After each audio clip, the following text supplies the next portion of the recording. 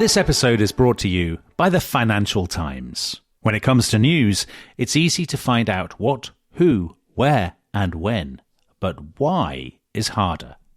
FT journalism goes deeper to help you see the whole story and understand the issues that matter. Why did it happen? Why is it important? Why will it matter? Listeners to The Rest is History can save over 40% on an annual digital subscription to the Financial Times by visiting ft.com/history. For the why, Financial Times. This is an advertisement by BetterHelp. January arrives with a sense of expectation and change. But real change is rarely loud or dramatic. It's noticing what no longer needs to be there. Thoughts you keep turning over even when they're not helping. And when you live with those long enough, they can start to feel normal until you pause and see them more clearly. That's where perspective helps. Not fixing yourself, just creating space to understand what's been weighing you down. Therapy can offer that space, a clearer view of your own patterns and what's worth holding on to. BetterHelp makes starting straightforward. You answer a few questions and they match you with a qualified therapist. If it doesn't feel right, you can switch at any time. Whether you're into New Year's resolutions or not, working to better yourself is something everyone should do. And you don't even need to bulldoze your life to do it. Simply use BetterHelp. BetterHelp makes it easy to get matched online with a qualified therapist. Sign up and get 10% off at betterhelp.com/restishistory. That's better, HELP.com/restishistory. This podcast is brought to you by Carvana. Car shopping shouldn't feel like preparing for a marathon of paperwork. That's why Carvana makes buying and financing your car easy. From start to finish, search thousands of vehicles with great prices. All online, all on your time. And when you're ready, your new car shows up right at your door. It doesn't get better than that. Buy your car the easy way. On Carvana. Delivery fees may apply.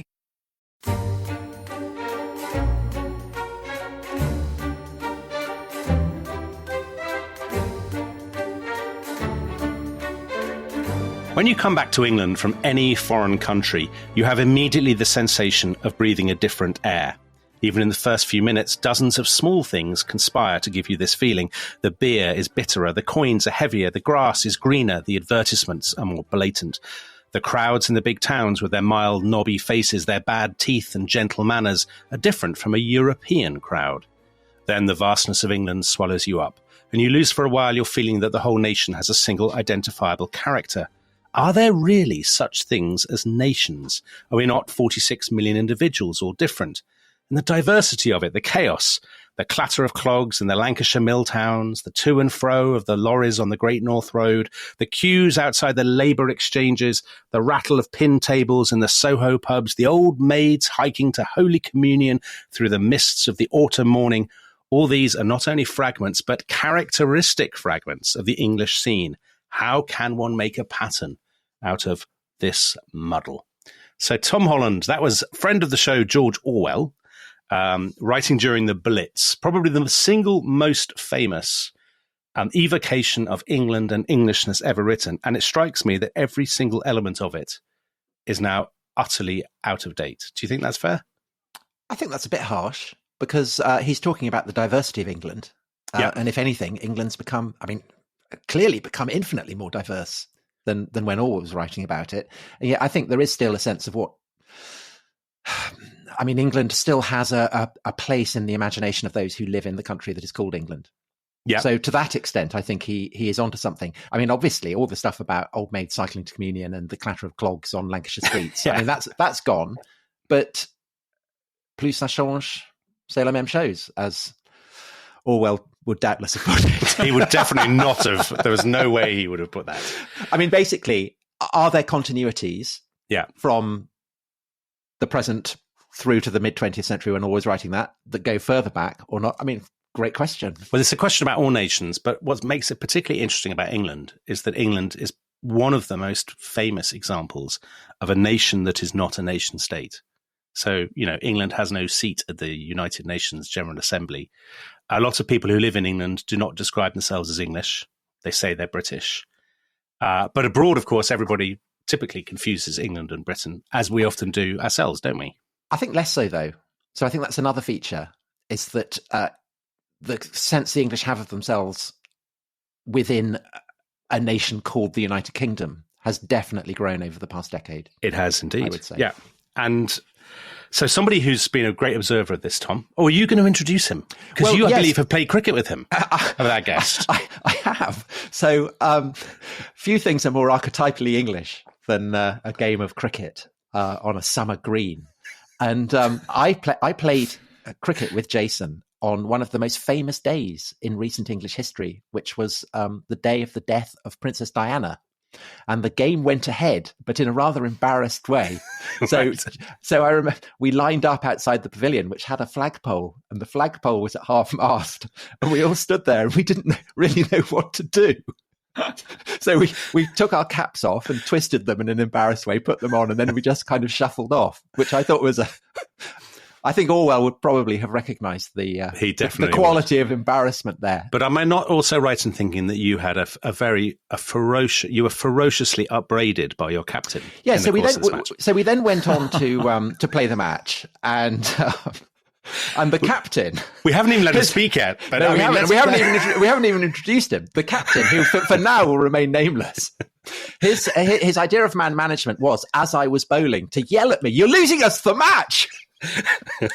And the more tense I got, the more abusive he became. And I knew then that he was destined for great thing. And sure enough, he went on to edit the New Statesman, displaying his ability for leadership. And it is, of course, the great Jason Cowley, one of the great editors of our age, been at the helm of the New Statesman for how long now, Jason? 20 years? It feels like 20 years. 13, Tom. 13 years. And before that, you were great sports journalist at the helm of the Observer Sports Weekly when they had that.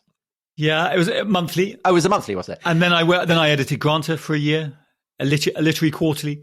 So, Jason, finger on the absolute pulse of English and, dare one say, British culture. So you've got a book that is, I suppose, in a way, the fruit of many decades of reflection on the subject of Englishness and England, called "Who Are We Now? Stories of Modern England."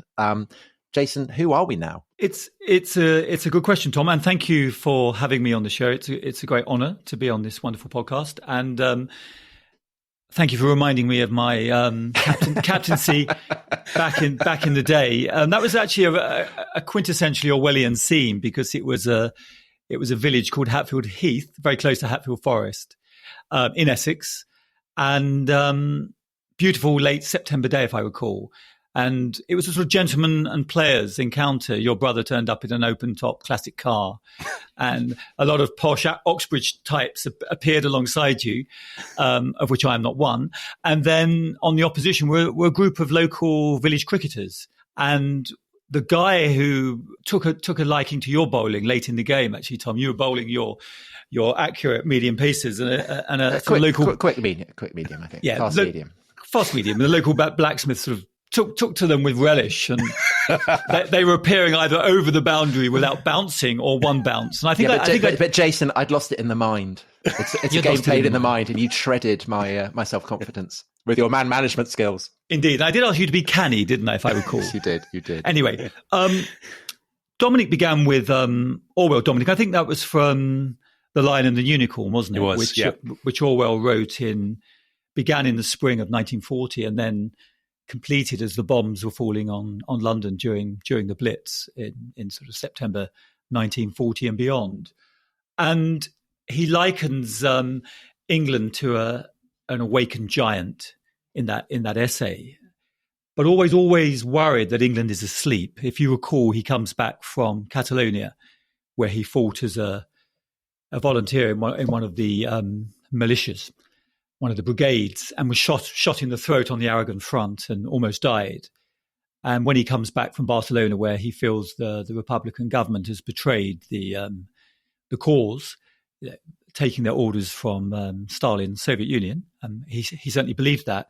He comes back, and the book ends with this wonderful vision of England in the south of England, and he speaks about England sleeping the deep, deep sleep of England. But he's warning them that the English people are about to be awoken by the roar of bombs. And I think when Orwell's writing in 1940, he's writing about Britain rather than just England, but he uses England. So what you spoke about at the beginning of this sense of England being lost within Britishness. Yeah. Or the two being interchangeable. But at that point in September 1940, what was bringing the nation together was a sense of encroaching threat, was danger. After Dunkirk, Orwell knew what had to be done. The army had to be brought home and the invasion had to be stopped. And this was a clarifying moment for Orwell. It had always been deeply ambivalent about his relationship with England and Englishness. He's an old Etonian, but he hated the public schools. He served as a policeman in Burma and loathed the empire. But at the same time, he loathed the left and what he called book-trained socialism. So here was this very quarrelsome and skeptical figure, and suddenly he has this clarifying moment. This is England. What is England? And how do we make the nation cohere and come together and find a sense of unity at a moment of heightened peril and danger, of a kind actually in completely different circumstances that we're seeing in Ukraine? A form of Ukrainian national identity is being formed in war, as it was for the English in 1940 into 1941, which was when Orwell wrote that wonderful essay. So you obviously think there is an England. I mean, your book is all about it. But Englishness, so let's say 30 or 40 years ago, no one wrote about England or Englishness. I mean, it was a question that simply was never raised, wasn't it? Yes, I think there's been a kind of reawakening of Englishness or a sense of English national identity. And it's intensified since 97 and the election of Blair and the devolution reforms and the creation of the Scottish Parliament, when you've also had a simultaneous awakening of Scottish national identity. So as the Scots have become more confident and more assertive in their sense of Scottishness and their sense of national identity, it's naturally forced upon an English a reconsideration of who they are and what they want, particularly as the United Kingdom itself is in danger. I mean, it's fragmented, and we had a referendum in 2014 which could have ended the union. And Nicola Sturgeon and the SNP are powerful, hegemonic, you would say, in Scotland, and obviously want a second referendum. So again, it's different from Orwell in 1940, but there is also a sense of threat to Britishness, British identity, and the union. And it's been a period of enormous change and convulsion in recent years. I mean, if you just have to think about the last sort of 7 or 8 years with the Scottish independence referendum, the 2015 surprise victory for David Cameron, which then led to the 2016 Brexit referendum, the eruption of Corbynism from the left, Trump in America, and so it goes on. And meanwhile, you had this sense of kind of national populism rising through the influence of Nigel Farage and UKIP. So it's been a period of extraordinary change and convulsion and upheaval. And somewhere amidst this is a rising sense of English identity, often identified, I think, unfairly with reaction and loss and nostalgia. But I think one could make the case for a progressive and positive sense of modern English identity as well within the greater framework of Britishness. Can I ask a quick question about the loss and nostalgia? Yes. Because in your introduction, you say you one of the things you want to talk about in your book is the stubborn notion that Englishness and loss are inextricable. And there is something unusual about Englishness and nostalgia, isn't there? I mean, even when Orwell was writing in 1940, a lot of the things he's talking about, the sort of the rattle of pin tables in the pubs, the old maids, they were old-fashioned even in 1940. And there is always this sense with Englishness, particularly now, actually. When people talk about Englishness, they talk about it in terms of it being reactionary, backward. I mean, you mentioned Nigel Farage. He's often seen as as an avatar of a kind of Englishness. But do you think we've got the wrong idea that there is another, well, I'm the trouble with all these things, it's so hard to pin down, aren't they? Go on, Tom. Sorry. Well, I was just going to say about that one of the reasons perhaps for that is that England is, as a political entity, incredibly old. I mean, it's a very, could one say nation state? I mean, it as a political construction, it is very, very precocious. Probably Denmark is its only rival. I was about to say, some historians would say England and Denmark are the first two nation states, wouldn't they? And so you think people are always looking back to the past and saying things were better in the past. So we've done a lot of stuff on the civil wars, and people in the Civil War are looking back to the Anglo-Saxons and saying, well, they were free then. and then the Normans imposed a yoke.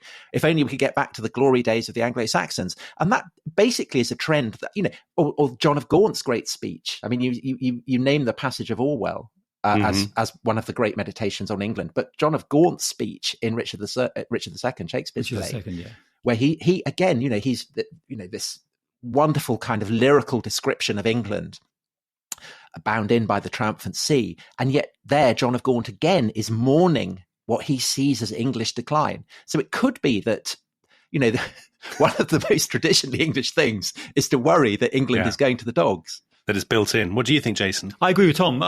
I think I say in the book that there's this sense of something lost, or something deeper and purer and more innocent that's been lost, flows through the English centuries like an underground stream, and I think it does. And it's there in Shakespeare, Tom, for sure. More recently, it was there in Houseman and his wonderful poems. It's there in English poetry.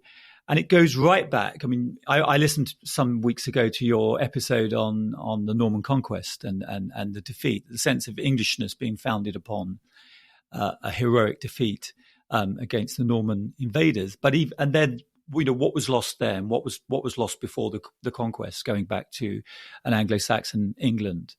A sense after the conquest that here was an elite that spoke French, and the ordinary English man and woman, the elites didn't even speak the language that they spoke themselves. So I think it's there, a sense of loss, a sense of nostalgia, and then of course after the Act of Union, 1707, Englishness was lost within Britishness, and the English were encouraged to see themselves first and foremost as British in this great imperial project in which the English played their role, as indeed did the Scots. So Dominic's right when he said at the beginning that here's this nation, but it doesn't have its own discrete political institutions, and therefore England in recent times hasn't been given the opportunity to reimagine itself, as indeed Scotland has through the creation of the Scottish Parliament and all of the conversation and debate that has been generated by devolution and what's followed from that. I mean, if you remember, George Robertson, the Labour MP, later head of NATO, said that Scottish devolution would kill Scottish nationalism stone dead, I think was the phrase he used. Well, that didn't turn out as he hoped. No. But Jason, this idea that the English perhaps have of themselves as a people who are put upon, who have reasons to feel that things have been lost, and Orwell describes them as a gentle people. I imagine that there'll be lots of people listening to this outside England who may feel that this characterization is perhaps not entirely accurate. I mean, I would imagine within Great Britain and certainly within Ireland as well, the idea that the English are put upon a nation of flower arrangers, cycling. Yes, exactly. And village and of course, England was the most powerful component of the country that established the largest empire in world history.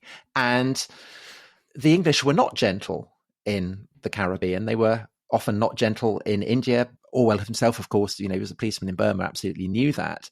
There is a sense, isn't there, that Englishness is complicated by the legacy of that, not least because large numbers of people from that empire have now come to England.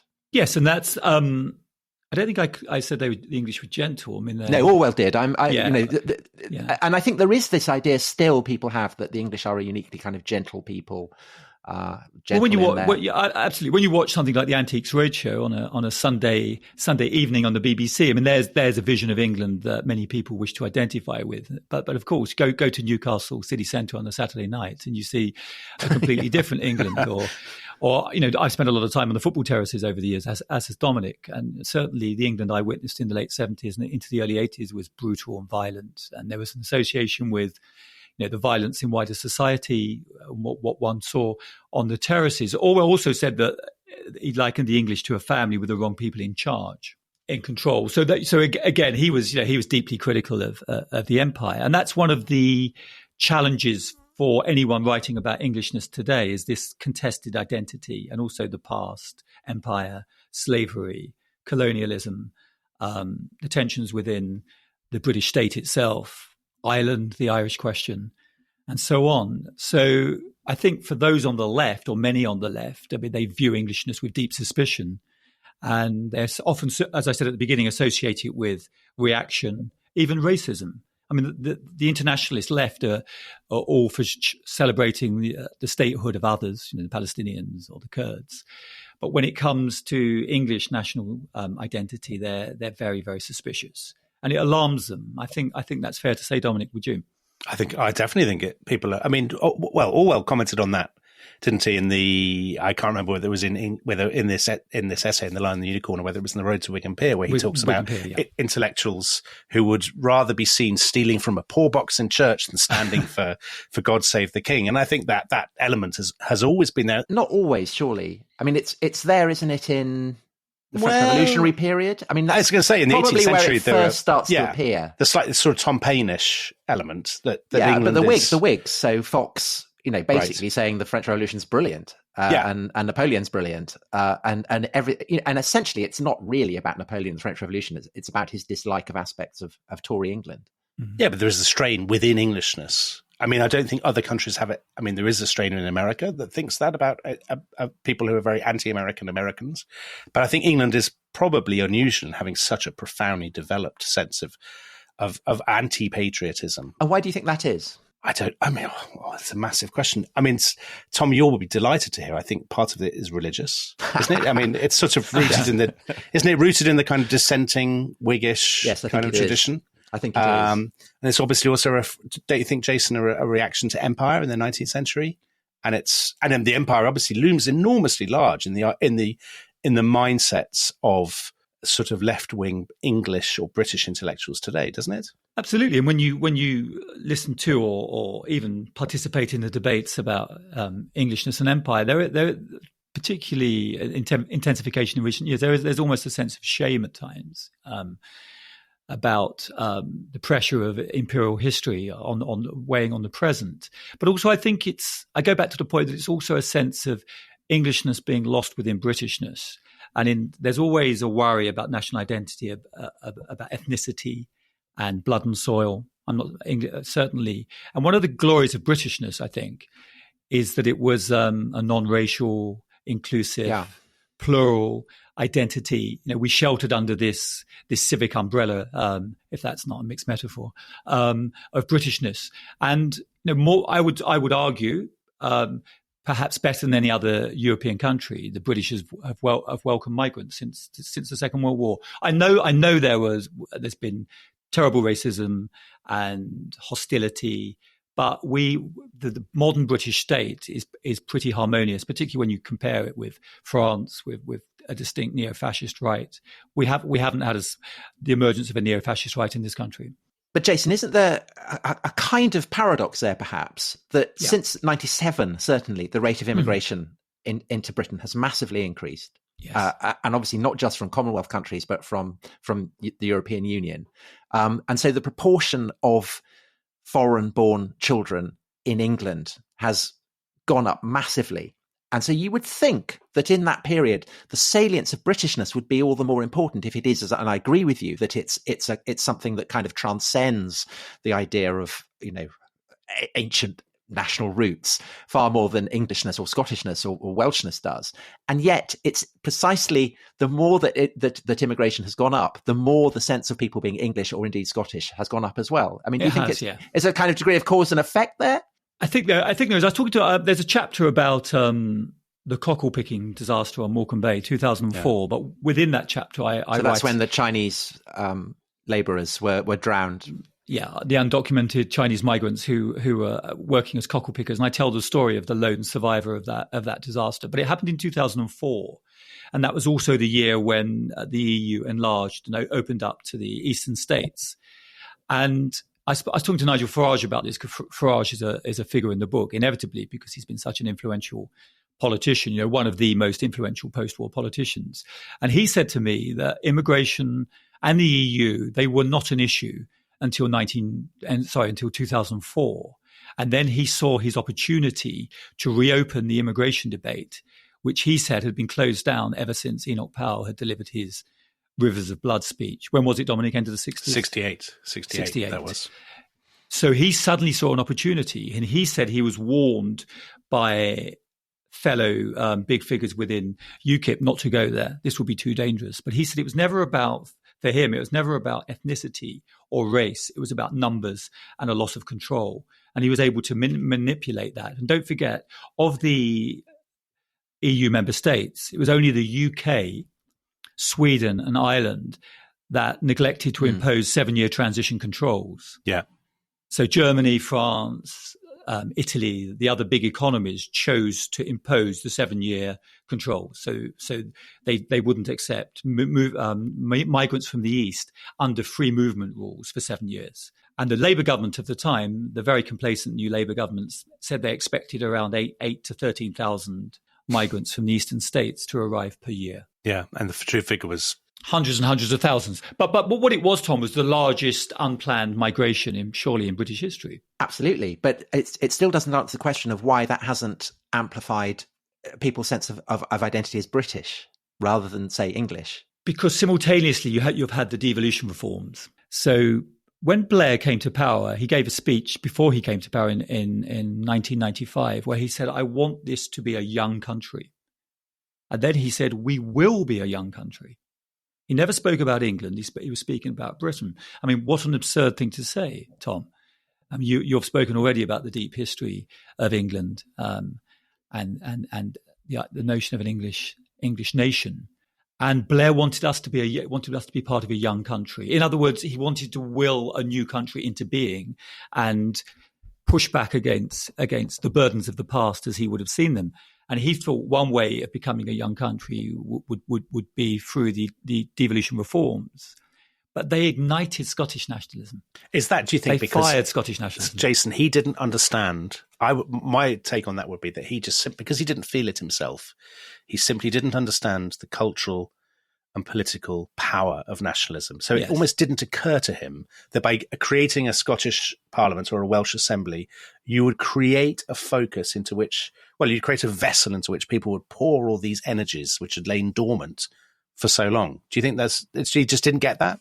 I think that's right. And also what he didn't understand was there was a restiveness out there in what you might call deep England, in the shires, the smaller county towns, the neglected coastal towns, the town I grew up in, Harlow Newtown, for example, where people felt shut out, they felt neglected, they felt ignored, they felt mocked and ridiculed by a certain kind of elite.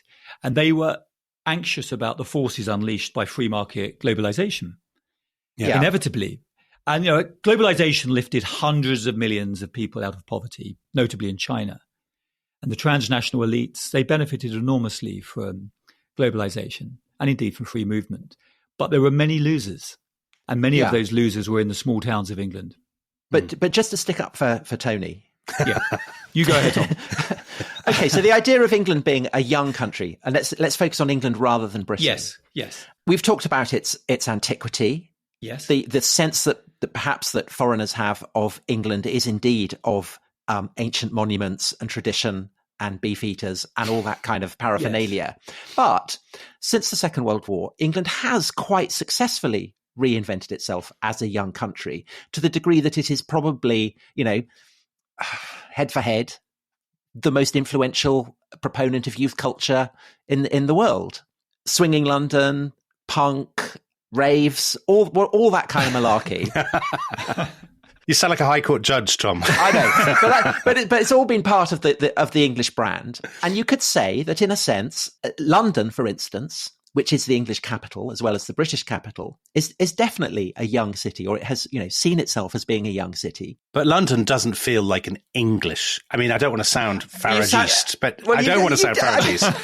London feels British, but I don't think you would go to London and say this feels like England of deep England. No, of course it doesn't. Of course, by definition, because l'Angleterre profonde, is not London. I mean, that's the whole point. That's the whole point of it. But it is, I think. It focuses again this question that I'm kind of just chipping away at, which is it does feel like it's the British capital. It's a British city. It's a city full of Black British, Asian British, Irish British, all these kind of different permutations of British you have. But it's more difficult to attach those labels to English, Black English, Asian English, Irish English. I mean, there's a kind of hint of paradox almost there.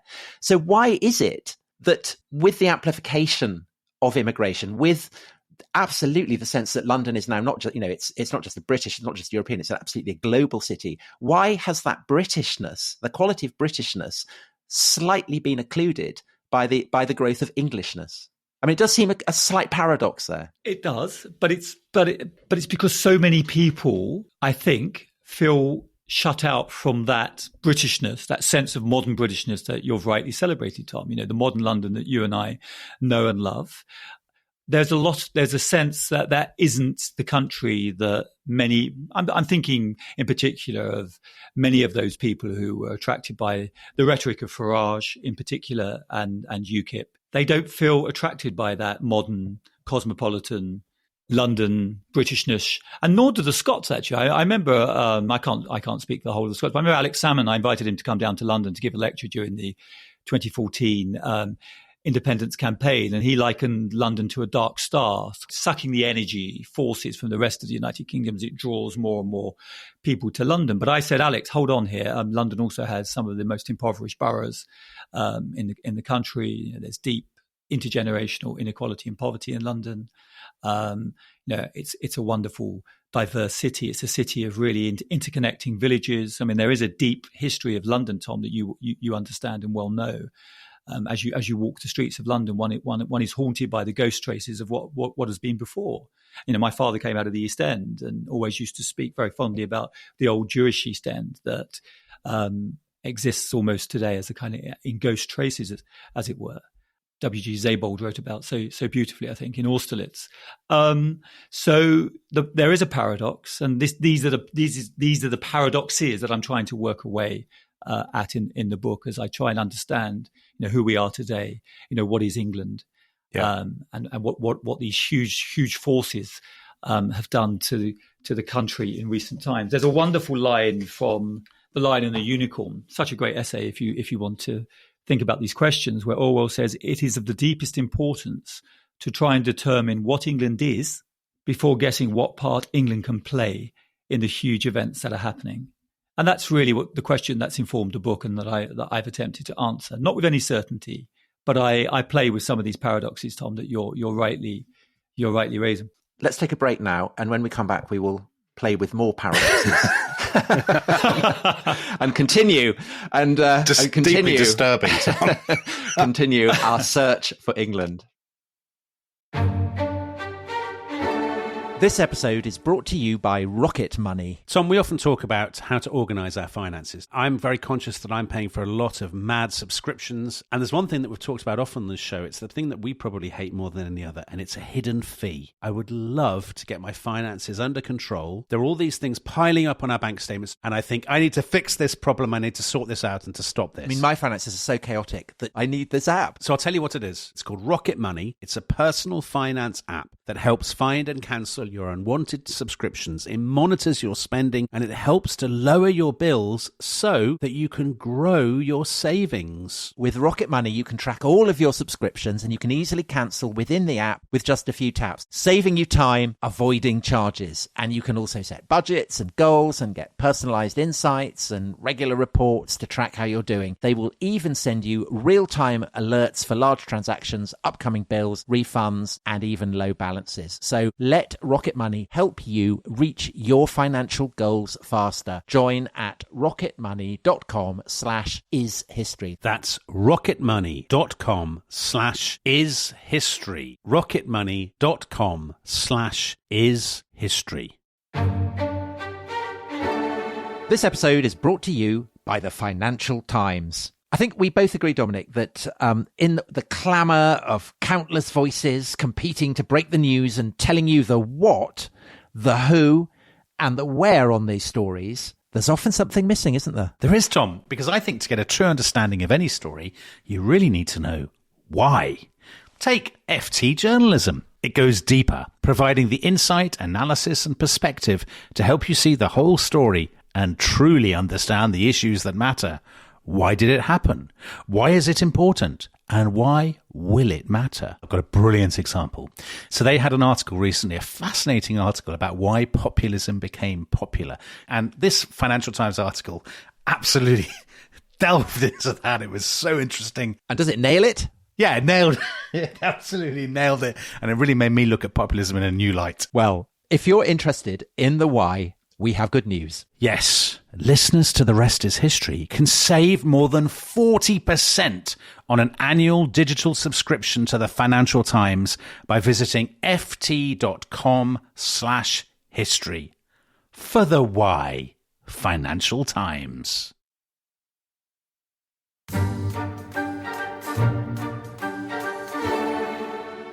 And that will be England gone. The shadows, the meadows, the lanes, the guild halls, the carved choirs. There'll be books. It will linger on in galleries. But all that remains for us will be concrete and tyres. That was the ever cheerful Philip Larkin writing, I think, back in the 60s. And Jason, one of the things that strikes me about England is that the English are famously animal lovers. They love their countryside, and more people belong to wildlife support groups than in any other country in the world. And yet we have some of the most, we're one of the most environmentally depleted countries anywhere. Our biodiversity is in a constant state of crisis. I wonder, England is actually quite a small country. Is there a sense that the rising population in England is generating these anxieties about Wither England simply because there isn't actually that much of it, and that the more people there are, the more it will turn into concrete and tyres, and the more kind of hedgehogs and hedgerows will vanish? What is the population of England? Is it about 58 million, 57 million? The population of the UK is almost 70 million, and England is by far, it's about 60 million, I would have said. And it is a relatively small landmass and a small country. And I think that's also one of the anxieties that drives the debate about the British Union. If Scotland was to become an independent country, then England or Britain would lose, or England would lose access to so much of the territorial waters and the landmass. I think Scotland's about a third of the island of Great Britain in size. But yes, Tom, I think a lot of people, I think, associate England and Englishness with landscape, particularly the countryside. Yeah, green and pleasant land. Yeah. You've got Larkin there. I mentioned Houseman's beautiful poems earlier, the elegies. Wordsworth, the romantic tradition about which, Tom, you've written so well, particularly about Byron. Although he liked to wander the Alps, didn't he? Rather than the Cotswolds. He cleared out of England very quickly. I was about to say, Tom, you say about Tom writing about Byron, but doesn't your Byron turn out to be a vampire, Tom? He does. Yeah, he does. He's a rootless cosmopolitan of the very worst kind. But there is a constant pressure on the English landscape. One sees these debates around some of the small rural towns which are being built around, and I think the phrase is donutted by new modern estates. And at the same time, young people say we need somewhere to live. We need more housing. And it's one of the tensions that defines the country today. I'm not anxious about a rising population. In many ways, I kind of welcome that sort of boisterous, clamorous exchange of ideas and individuals. You live in Brixton, Tom, so you obviously relish city life. Dominic is a rural man out in the Cotswolds. Exactly. I live in a very bland suburban town. So I do live in Brixton, which is kind of almost the archetype of the inner city. But I grew up outside Salisbury. You did. And I want to feel that those green fields are still there. But that's where so much of this countryside stuff comes from. So I was thinking when Jason was talking, one of the it used to be famous, it's not famous anymore, but one of the politically very famous iterations of that was Stanley Baldwin in the 1920s, very much a friend of the show. England is the country and the country is England, or the other way around, I can't remember which. But he did that at precisely the moment when England was becoming very suburban. His was a message crafted ribbon for people, developments along roads. Listening on radios in new suburban developments who wanted to believe that there was their house is called the Larches or something. But as you say, they can't see any larches. And I think doesn't that explain England is one of the most densely populated countries in Europe? I think only most the Netherlands. Netherlands and Belgium. But absolutely. And you also saw a reworking of Baldwin and indeed George Orwell in some of John Major's speeches late in his premiership, where although indeed another Brixton boy, he quoted, didn't he, the old maids riding to communion through mists, all that kind of stuff. He did, and shadows stretching across county grounds, and there was a sense of this kind of rural idyll again, but that plays back to our original idea of something that's lost, something we had, and something we've let go or has been taken away. It's an anxiety that specifically goes back to the Industrial Revolution, I guess. Yes. The more England becomes urbanized, the more salient the natural world, the beauty of the fields, the wildlife, all that kind of stuff becomes. I mean, people may not necessarily go and see it, but they want to know that it's there. One other thing, Jason, that you mentioned in the first half that I wanted to come back to, because you talk about this quite a lot in the book, and I know you've written brilliantly about it in the past, is football. So football is one of the most famous English exports, and football is central to England. I mean, actually, football, a lot of our listeners are not British, and they may find this frivolous or mystifying. I would argue that football is probably the single most important vehicle of Englishness. And you talk in your book about the England football team and for example, the black players. So surely there is an example of how you can be. I mean, Tom said black English. It's true. It doesn't trip off the tongue as readily as black British does. But there are clearly, I mean, some of the great icons of Englishness, Raheem Sterling is a good example, are black, aren't they?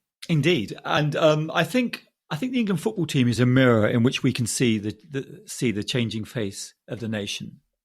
I think football is a real, it's a signifier of so much, but particularly of national identity. I remember going to the England-Scotland match at Euro 96 at Wembley, the famous match where Gascoigne flipped the ball over, was it Colin Hendry? It was Colin Hendry, and slotted home. Glorious goal. Beautiful, warm, sunny day in London. And when I arrived at the stadium, I remember being absolutely shocked to see so many the flag of St. George everywhere. Whereas if you look back at footage, say, of the 1966 World Cup at Wembley, which was England against West Germany, Bobby Moore's great team that won the World Cup, the crowd, everyone's got the Union flag. Even the World Cup mascot, the tournament was held in England, wears a little Union Jack vest. I think it's a little lion wears a Union Jack waistcoat or vest. So the iconography of Englishness was actually British iconography. But suddenly something happened around the time of Euro 96, a year before Blair is elected. And it's not a top-down, state-directed process. It's something that comes from below. And one of the means through which it is expressed is football and the English national football team.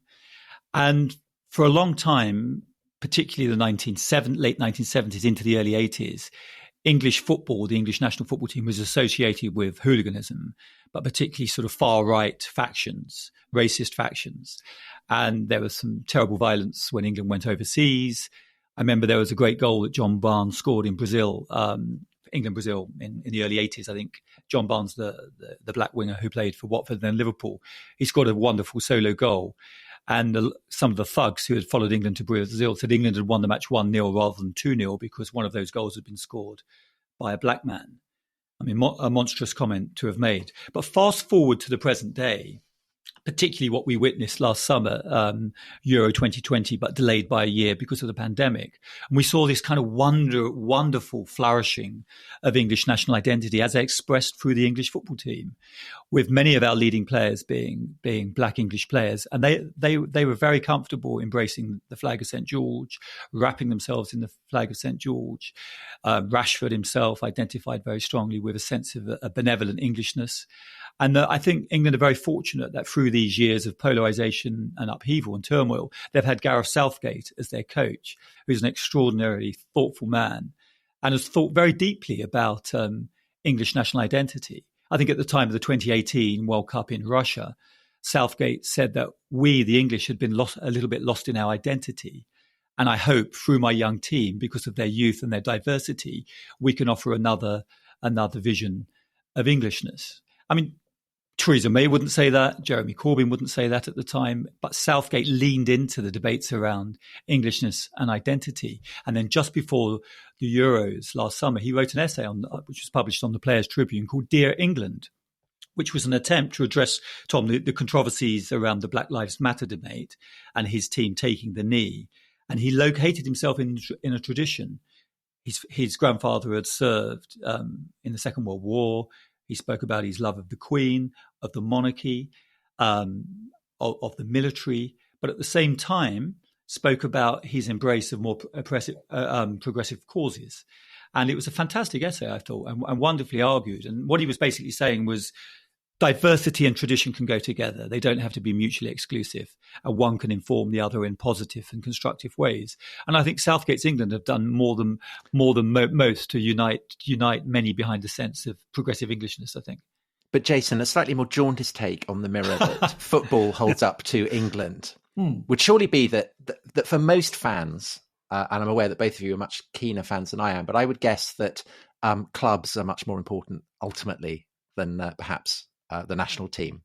And those clubs, there's the idea that jumpers for goalposts, local boys growing up, going through the various squads and then playing for their local team. I mean, that's the kind of the fantasy that club teams embody, and it is a complete fantasy, as you well know, yes. Because basically the club, particularly the absolute elite clubs, are basically, as we've been seeing very recently, ways for various kleptocrats and oligarchs to wash their dirty linen.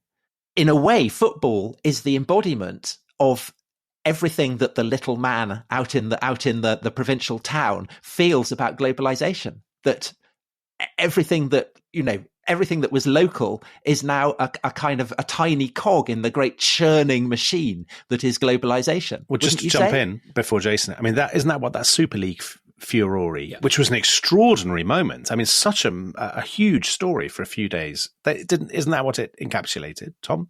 The idea that yes, something profoundly English had been hollowed out and was about to be lost, and the local was about to be utterly crushed by by this idea of an elite, a plutocratic elite.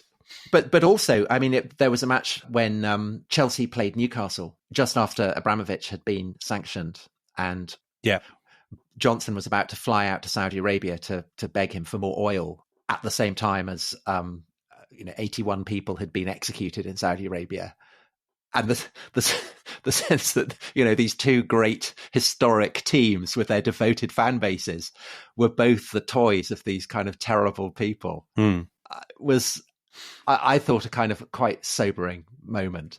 I think so, Tom. I mean, the clubs, certainly at the highest level of the Premier League, the Premier League is kind of one of the ultimate expressions of let it rip, rapacious, free market globalizations. But the clubs themselves are kind of vessels of continuity through time. They embody traditions. And that's the appeal, isn't it? That's the appeal. That's the huge appeal for so I would guess the Premier League is one of the things for which England is best known today around the world. I mean, everyone in China knows Manchester United and Liverpool. But that's also why the national team matters, because it's separate from the clubs. It's not owned by a Gulf autocrat or a Russian, what are they called, oligarchs. Eric Hobsbawm, the historian, said something I like. He said, the imagined community of millions seems more real as a team of 11 named people. And you see that too in cricket, Tom. I mean, you're a great cricket fan. Okay, so but Jason, what I'd say about that is that pretty much every country has a football team, has a national football team. I mean, you could say that about Italy, you could say it about Germany, you could say it about Spain, you could say it about Brazil. I mean, you could say it about countries across the world. Yes. Is there anything particularly English about supporting your national team? No, but what we're talking about is how the England team is an expression of the changing English nation.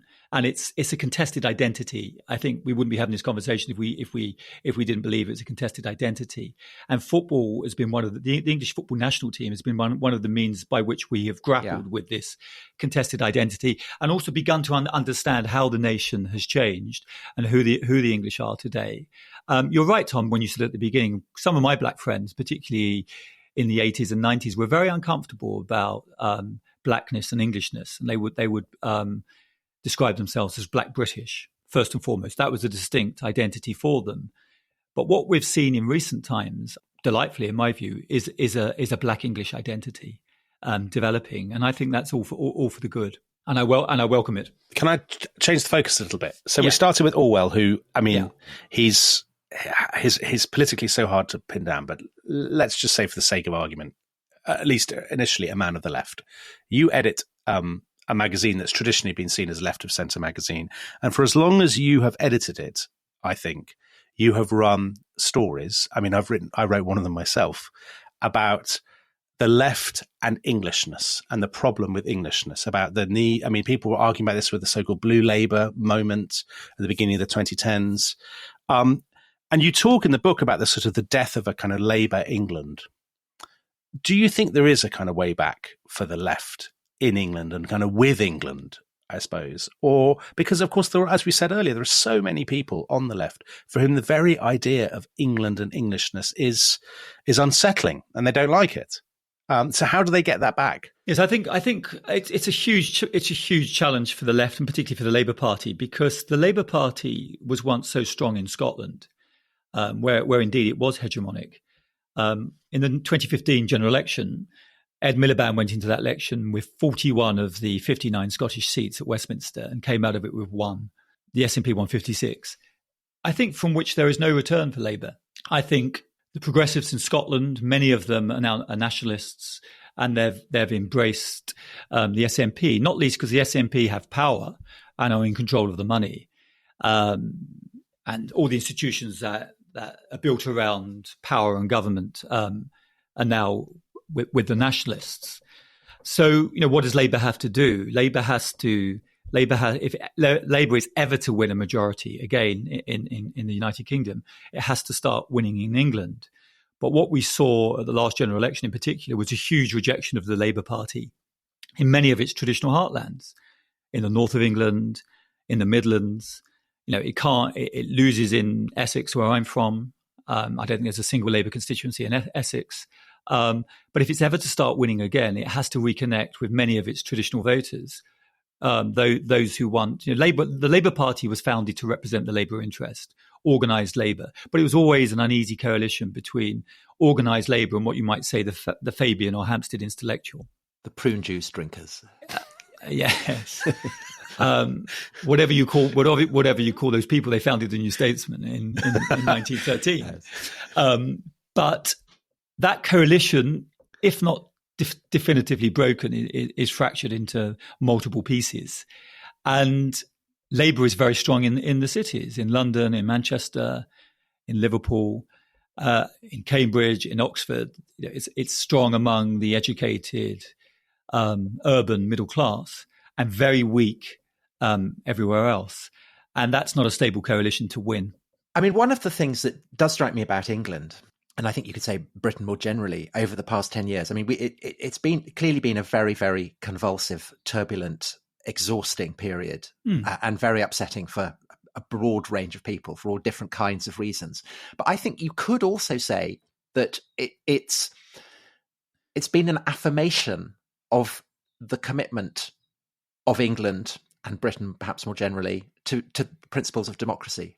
Because what we've seen is how turbulent democracy can be. Yes. We have had 2 existential referendums. We've had one on the very makeup of the country that we live in.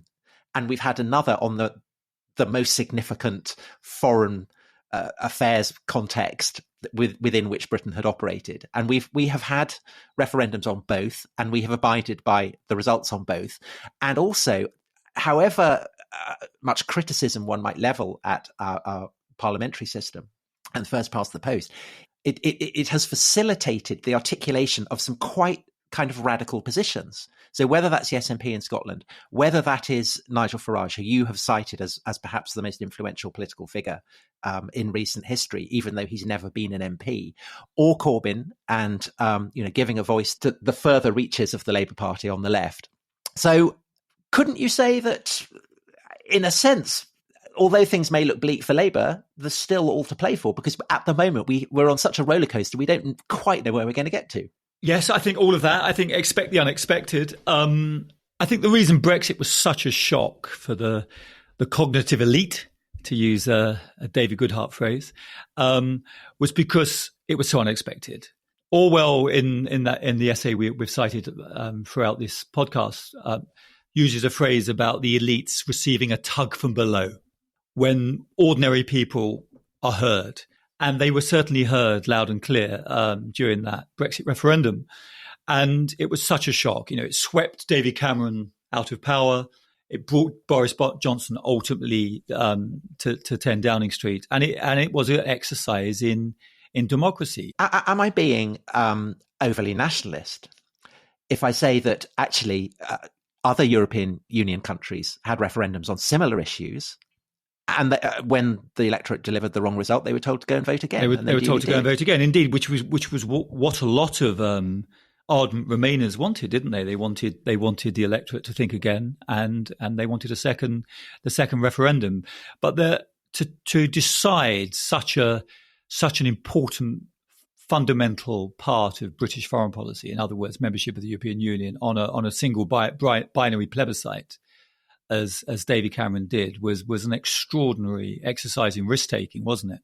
It was, but again, as with the Scottish referendum, in a sense, these were commitments that had been made by parties in general elections, and so therefore you could say, well, it shows that British democracy is working, because Farage was obviously the spokesman for a vast constituency of people who were not being represented by any of the major political parties, and yet British democracy served to give a referendum. Just to give a sort of more historical spin on that as well, isn't there something I always think when you look back at the politics of the last, what are we talking, sort of 7 or 8 years, there's something very 18th century about it all. It's rumbustious, it's boisterous, it's often been very vulgar and very, there's been bad behaviour on all sides, there have been demonstrations, but even the nature of the arguments, is Britain exceptional, or is Britain part of a European community? And town and country. I mean, these are all, and the sort of the clash of temperaments that people like Robert Toombs, the historian Robert Toombs, talk about, the dissenting Whiggish sort of middle classes, and the sort of the sort of Toryism, the kind of Dr. Johnson, John Bullish side of Englishness. I mean, that all of that would be instantly recognisable to somebody in 1760 or 1770 or something, don't you think? I do, and as would the sense of an open exchange of ideas, the coffee houses and the boisterous debates that took place in the taverns and in the public prints. And I think it's been an extraordinary period. And Tom's right; it's been turbulent, it's been boisterous, it's been unsettling. We've been deeply polarized. And, what comes next? I think that's the question. What do we have ultimately, Tom, a second referendum in Scotland? Does the Scottish national question return to break the British state decisively, or will it be indefinitely delayed? I don't know, but I don't think this period of turbulence is over. I mean, my feeling is that if the nationalists can't get past 50% at the moment, I can't see them ever doing it, to be honest. But in the polls, time will tell. Time will tell. Dominic's point about the 18th century is an interesting one. Orwell, in his essay, says, what can the England of 1840 have in common with the England of 1940? But then, what have you in common with the child of 5 whose photograph your mother keeps on the mantelpiece? Orwell says nothing, except you happen to be the same person. Yeah, I love that. I love that. And I think that's what interests me, and what I've attempted to explore in the book is this sense of a changing changelessness. What are these continuities through time that connect the English present with the deeper English past? And that's why I'm so interested in the interplay of paradoxes that we touched on before the ad break. And I think something about changing changelessness defines who we are today. So it really is plus ça change, as John Bull would put it. Jason, thanks so much. That was a brilliant tour de force. It was wonderful. And Jason's book is Who Are We Now? Stories of Modern England, and I can't recommend it too highly. And it makes you proud to live in a country full of paradox. Thanks so much, Jason. Thanks all for listening. Bye-bye. Bye-bye. Bye-bye.